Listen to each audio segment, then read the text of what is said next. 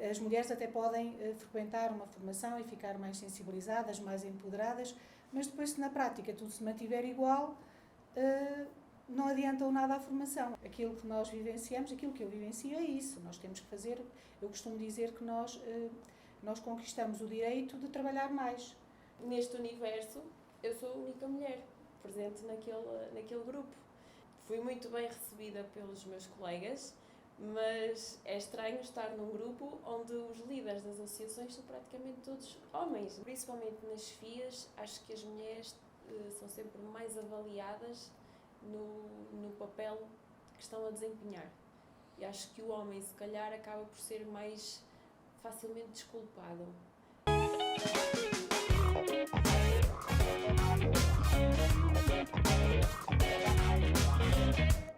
Olá, bom dia. O meu nome é Maria Miguel, sou presidente da Associação Empresarial de Baião. Tenho 36 anos e exerço a minha profissão como farmacêutica. Sou sócia-gerente de uma farmácia, juntamente com a minha mãe, outra mulher aqui na liderança. Tenho 2 filhos e sou de Santa Marinha dos Ezes. Bom dia, eu chamo-me Manuela Miranda, tenho 54 anos, sou professora e neste momento exerço o cargo de diretora do agrupamento de Escola Sudeste de Baião. Sou de Baião, nasci aqui neste concelho, moro no concelho vizinho de Mozãofrio e tenho 2 filhos também, já adultos. Pronto, estamos hoje aqui então para falar um bocadinho da liderança das mulheres enquanto líderes, nos cargos de liderança e também da igualdade de género.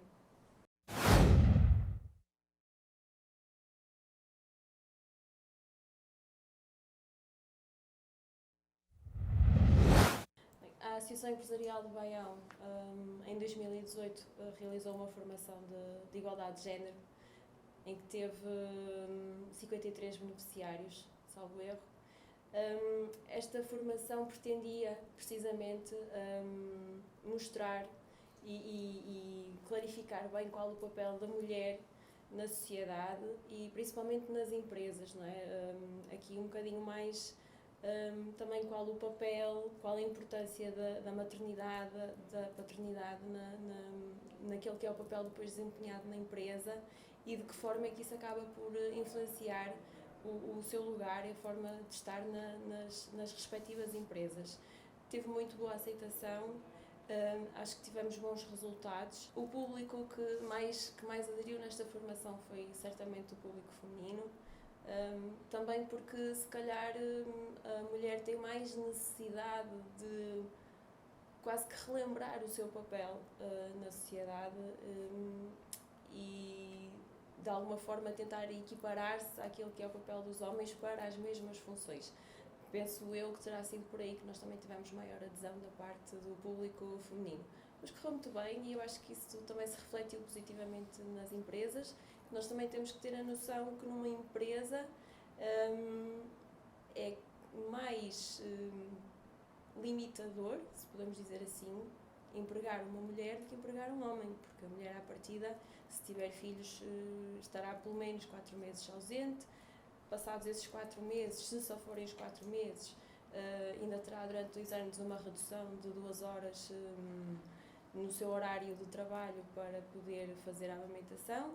E eu, como mulher, acho que sim, muito bem, de acordo, mas também entendo que da parte da empresa acaba por ser um bocadinho mais limitante. Portanto, tanto para a mulher empregada como para a mulher empregadora, acho que é importante nós termos esta noção e debatermos estes assuntos e foi isso que foi feito e, portanto, acho que correu muito bem e trouxe muitos benefícios, tanto para quem procurava emprego, para quem estava empregado e também para quem já é empregado.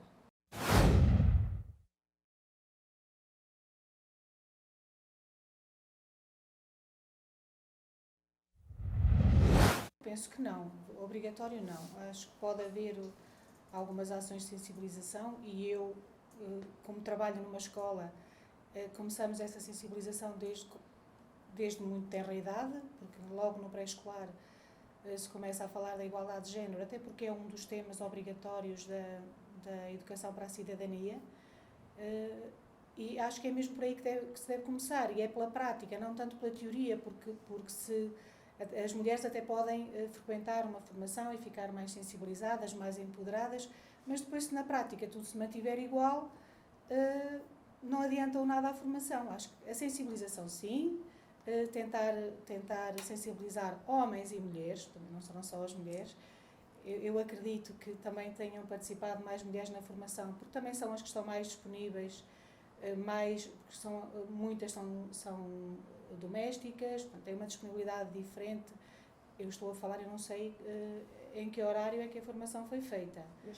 Mas se for horário laboral, os homens à partida estão mais limitados, porque nós sabemos, na nossa realidade, que as mulheres têm mais disponibilidade de horário, ou é mais flexível pelo facto de serem, na sua grande maioria, domésticas.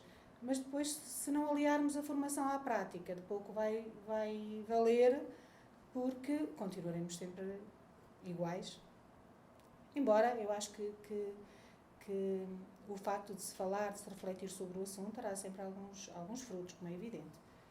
Sim, eu estou a falar da nossa realidade e que nós temos certa, 90%, não tenho agora os números precisos, mas estaremos próximos dos 90% das mães são as nossas encarregadas de educação e têm como profissão doméstica. Sabemos também que isso muitas vezes não corresponde à realidade, porque são domésticas, mas têm depois outro tipo de ocupações, seja no campo, outro tipo de trabalhos que depois não estão tão tipificados, mas elas trabalham fora de casa, trabalham em casa e trabalham fora de casa. Nas limpezas, sim. Não têm propriamente uma profissão, mas têm outro tipo de ocupações para além do trabalho da casa. Eu creio que não haverá grandes diferenças, embora nas aldeias só os meios eram mais fechados e se calhar vai demorar um bocadinho mais, a evolução pode demorar um bocadinho mais, mas eu acho que é importante falar tanto nas cidades como no campo. Eu acho que mesmo aqui, sendo um meio de mulheres mais domésticas, como dizia, eu acho que mesmo entre elas, não é? Eu vejo isso nas reuniões de mães, reuniões de encarregados de educação, em que 90% são mães. Eu acho que se vê essa união e essa vontade das mulheres também se afirmarem na sociedade.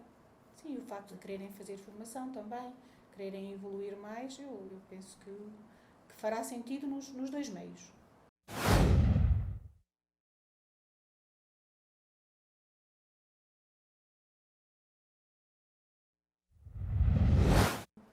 Posso-me considerar feminista no sentido de defender aquilo que é o valor da mulher na sociedade e o seu papel, mas não com aquele fundamentalismo que às vezes vemos nos meios de comunicação.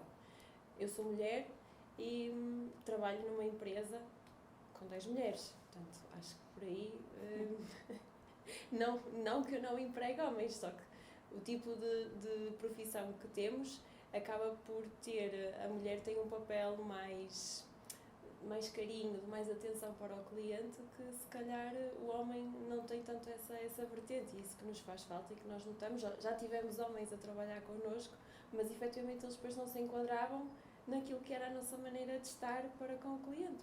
Portanto, acho que não posso dizer que a gente não me considero uma feminista fundamentalista, mas sim, defendo o valor e o papel da mulher na sociedade. Sim, eu estou plenamente de acordo. Eu quando ouço, se calhar erradamente, mas quando ouço falar em feminismo, eu contraponho fugiu uma palavra? Ao machismo.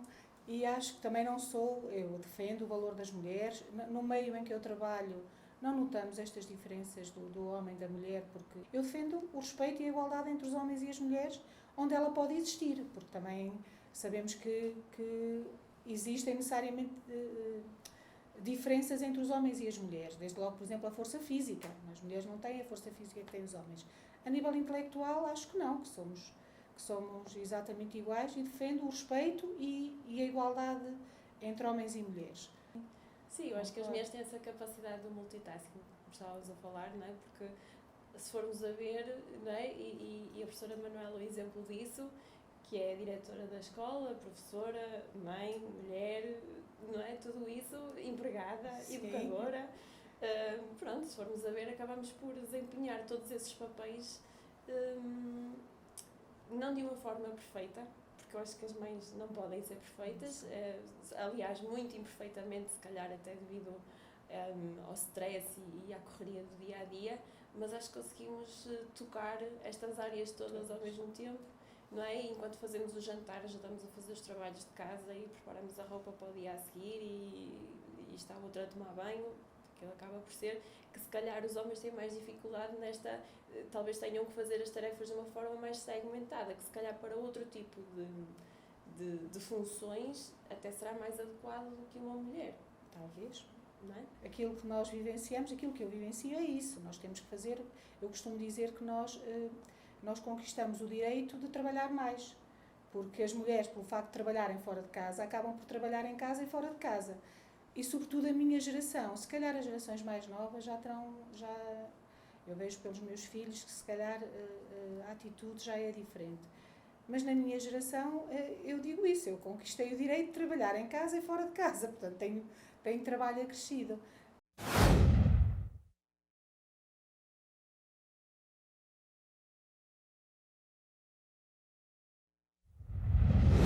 Foi pacífico, nunca senti, não senti nenhuma, já que estamos a falar de igualdade de género, não senti nenhuma discriminação por ser mulher. Eu acho que, apesar de tudo, no ensino, isto é uma realidade um bocadinho diferente. Se bem que temos sempre a limitação, voltamos ao mesmo, as mulheres têm sempre uma limitação maior quando pensam em aceitar ou não estes cargos, porque são muito exigentes, porque pensamos sempre, será que eu vou conseguir dar conta do recado, será que eu vou conseguir fazer o acompanhamento devido aos meus filhos, vou conseguir conciliar? Isto eu também pensei, mas fui em frente e cá estou, a dar o meu melhor. E muito bem. Ora bem, eu formei-me em Ciências Farmacêuticas e ainda antes de acabar o curso já trabalhava na farmácia com a minha mãe para dar ali um certo apoio, na altura faltava pessoal, e eu comecei a trabalhar ainda antes de acabar o curso, e pronto, e fiz o meu percurso normal na farmácia, numa farmácia onde maioritariamente éramos mulheres e as que contratámos a seguir também, como dizia há pouco, também todas mulheres, mas não porque haja uma regra de não contratação de homens, mas precisamente porque, por exemplo, quando eu ingressei no curso éramos cerca de 170 alunos no meu ano, no primeiro ano, e dos 170 havia 10 homens, 10 rapazes. Portanto, é um curso que por si só é uma profissão maioritariamente direcionada para mulheres, talvez por ser mais ligado a esta parte, pelo menos a farmácia comunitária. Se calhar a investigação já não será tanto assim, não é? Mas as mulheres têm mais aquela coisa das químicas e das orgânicas e as bioquímicas e também a farmácia comunitária exige mais esta sensibilidade, este carinho, esta atenção com o cliente e talvez por isso fosse um curso maioritariamente de mulheres. E pronto, depois fui convidada para fazer parte da direção da Associação Empresarial de Baião, como secretária ainda na altura. Quando acabou o mandato, o presidente, que era na altura um homem, que disse que iria sair, que não se candidataria mais, e na falta da apresentação de outra lista e para não deixar cair a Associação Empresarial de Baião, que acho que tem todo um papel aqui no nosso concelho, principalmente aqui no nosso concelho, um concelho mais pequenino, de baixa densidade, em que faz todo o sentido termos esta instituição, e eu senti aquele impulso, aquele ímpeto, aquela responsabilidade de não, então, se ninguém quer, eu faço lista e bora lá e vamos ver como é que corre e como é que eu vou gerir, não é, o trabalho com a família. Na altura tinha os meus filhos eram pequeninos, como é que vamos gerir isto tudo, mas tudo se há de conseguir. E nunca senti de forma alguma discriminação ou falta. Mas como é que foi lidar com os empresários ao mudarem a cara de um presidente para uma presidente mais jovem, mulher? Não pode ter sido assim tão fácil quanto isso. Não, foi fácil, foi fácil. As pessoas receberam muito bem, os empresários também. Foi muito fácil mudar, mesmo sendo. Até acho que foi mais difícil, não pelo facto de ser mulher, mas pelo facto da idade, de ser mais nova. Porque eu assumi a direção da associação com 31 anos, portanto. Acho que. Esteja à vontade, professora. Desculpa. Portanto, acho que não foi difícil, não me senti de forma alguma discriminada, fui muito bem recebida e bem apoiada. O que eu noto às vezes é, e falávamos disso há pouco, ali em off, nós queremos sempre as mulheres ao poder, mas depois quando vemos lá uma mulher, somos as primeiras a criticar, isso sim. Mas também é um desafio, não é? Também nos faz sentir desafiadas e a querer melhorar e a querer fazer sempre melhor. Por exemplo, a Associação Empresarial de Baião está representada no Conselho Empresarial Tâmega e Sousa, que é um conjunto de associações daqui da região Tâmega e Sousa, e neste universo eu sou a única mulher presente naquele grupo. E fui muito bem recebida pelos meus colegas, mas é estranho estar num grupo onde os líderes das associações são praticamente todos homens, não há mulheres neste mundo. Não que eu sinta uma discriminação acerca disso, mas efetivamente existe aqui,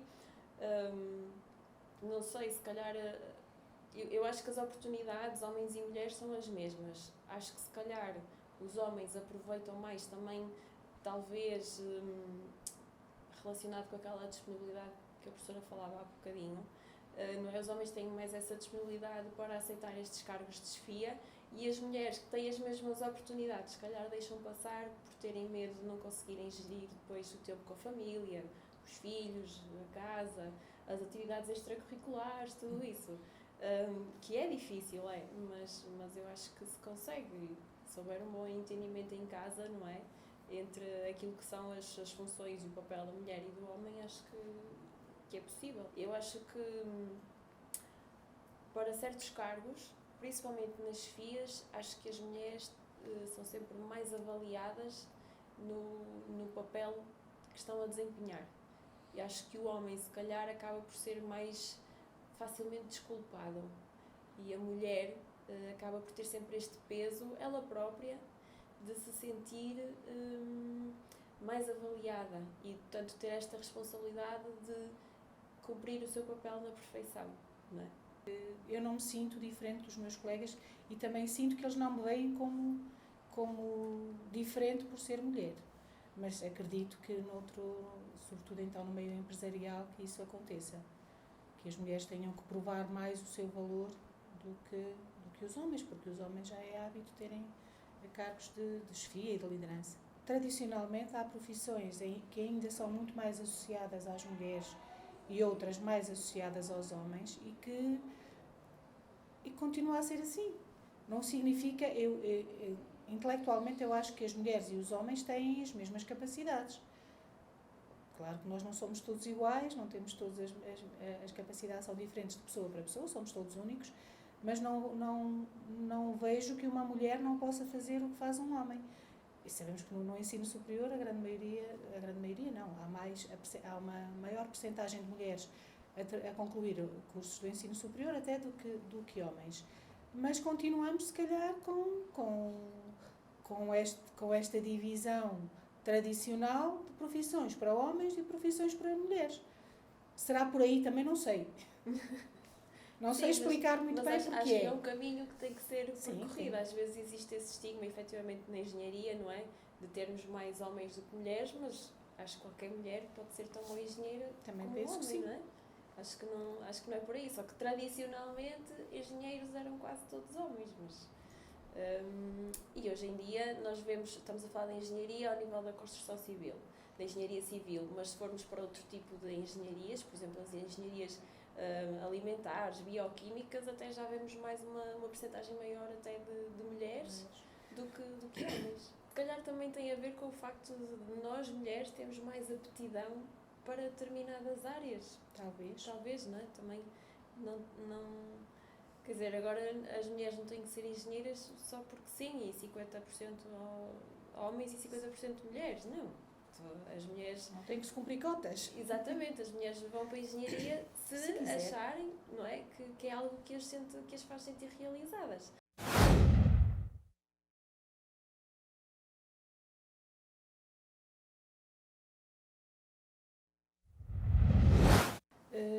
É importante ir trabalhando o exemplo. E porque se lhes vamos dizer, olha, hoje estamos a trabalhar a igualdade de género, as raparigas podem fazer as mesmas brincadeiras que os rapazes, não, tem que ser trabalhado de outra forma e no dia a dia também ir tentando incutir esta ideia de igualdade, da necessidade de nos respeitarmos uns aos outros, de sabermos que todos têm as mesmas capacidades, todos podem chegar ao mesmo sítio, atingir as mesmas metas. Claro que também, certamente, será abordado de forma diferente no pré-escolar e depois já no 9º ano, não é? Porque as temáticas depois vão sendo diferentes. Em contexto de formação de adultos, não tenho experiência, não sei muito bem se, tirando estas formações específicas, se estes temas são abordados. Aí não posso pronunciar porque não tenho conhecimento. Sim, mas ao nível da formação de adultos, efetivamente, acho que também são temas que são abordados, até mais pela questão do Código do Trabalho, não é? Porque existem leis que prevêem exatamente esta igualdade dentro das empresas, seja ao nível das remunerações, seja ao nível das funções que desempenham dentro da empresa. Portanto, existe já esta lei que protege os trabalhadores, sejam homens ou mulheres.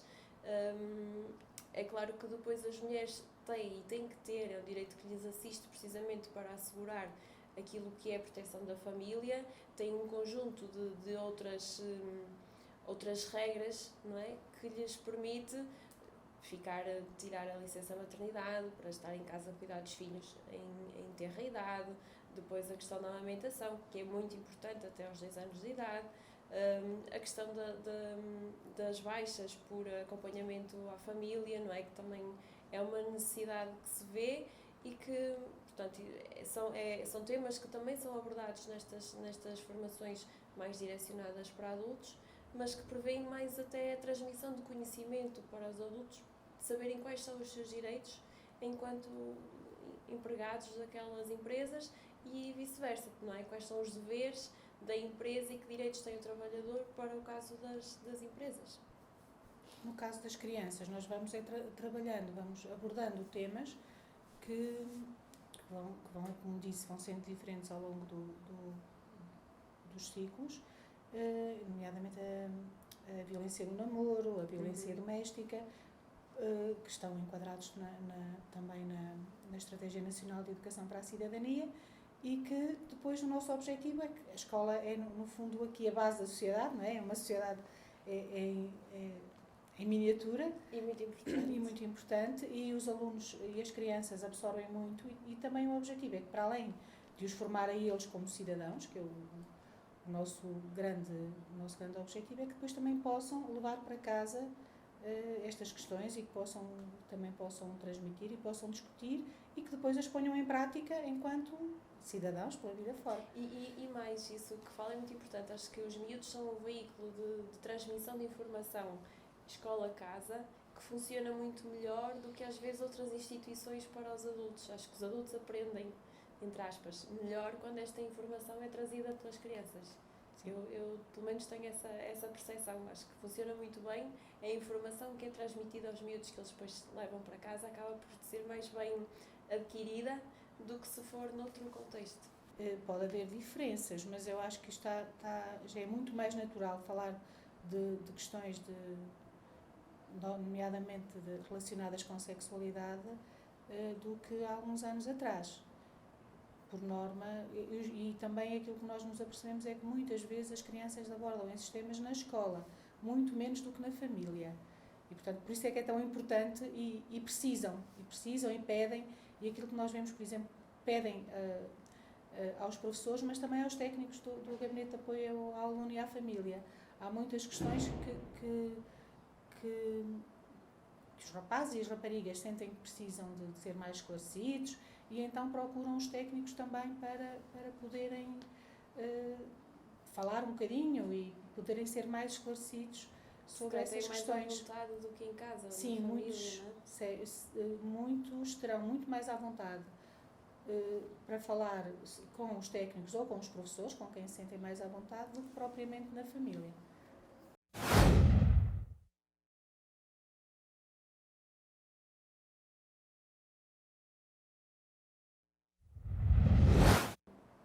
Não sei para onde é que nós caminhamos, também acho que nos estamos a colocar numa sociedade em que começa a ser banal falar destes temas. Eu não sei muito bem, tenho algumas dúvidas de para onde é que nós caminhamos para o futuro, sinceramente. Não sei, professora, se tem assim alguma ideia? Eu também tenho muita dificuldade em perspectivar o futuro a este nível, até porque nós estamos, como dizia a doutora Maria Miguel, com muitas desigualdades a nível dos países, não é? Há uns países que já avançaram muito a este nível e outros que estão que têm um caminho enorme para andar com muitas limitações. As mulheres não têm o direito sequer de mostrar a cara em muitos países, não é? Eu sou sincera, não acho que é um caminho que tem que ser feito devagar. Já disse isto várias vezes, mas não pode ser de um momento para o outro que as coisas mudam. Também não sei se mudarão para melhor ou para pior, não faço ideia. Acredito que para melhor, que só posso acreditar que para melhor, mas tenho alguma dificuldade em perspectivar o futuro a este nível. Uma rapariga que tivesse um aspecto mais masculino era estigmatizada pelos colegas, ou o contrário. Felizmente, eu acho que nós estamos com uma evolução bastante positiva a esse nível. E temos casos de alunas ou alunos que sentiram necessidade de mudar de sexo e foi perfeitamente aceito pelos pares, e isto, a meu ver, é extremamente positivo, mas há alguns géneros que eu próprio tenho dificuldade ainda em percebê-los. Pronto, e por isso não sei muito bem como é que será o futuro. Se calhar cabe-nos a nós, não é? A nós, enquanto sociedade, se calhar definir exatamente que géneros são estes, não é? E onde é que eles se encaixam, para também nós tentarmos perceber, não é? E de alguma forma integrá-los corretamente Sim. Na sociedade. O importante é também aceitarmos todos. É isso.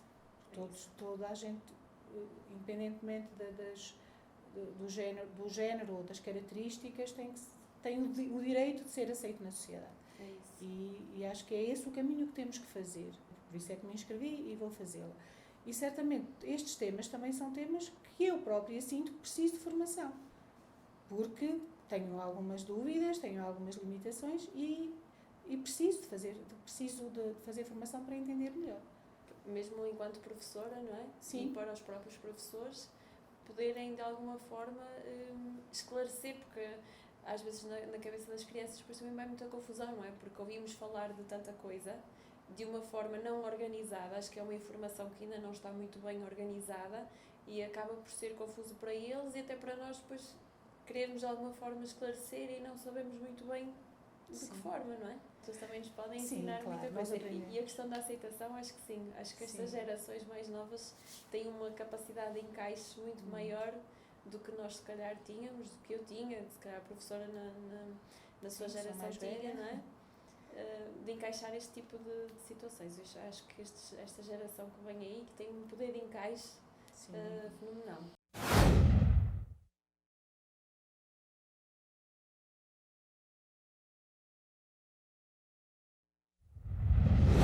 Um líder tem que ser proativo, tem que ser confiante, mas acima de tudo tem que ser humano e ter capacidade de criar ligações de empatia com os demais, que senão deixamos de ter aquilo que seria um líder que todos gostamos de ver, que é um líder democrático, e passamos a ter um líder autoritário. Acho que não é esse o interesse. Portanto, um líder no verdadeiro sentido da palavra acho que tem que ter esta capacidade de criar relações e de criar empatia com quem trabalha e com os que estão à sua volta, com quem negocia, por aí adiante. Isto, na minha visão, um bocadinho mais empresarial. Sim, acho que as mulheres são muito boas líderes, Tal como os homens. Tal como os homens, exatamente. Desde que tenham esta capacidade, não é? De se colocarem no papel dos outros, darem o exemplo e convencê-los a fazerem, não é? De uma forma motivada, acreditarem nos projetos. Acho que tanto homens como mulheres, Sim. bons líderes.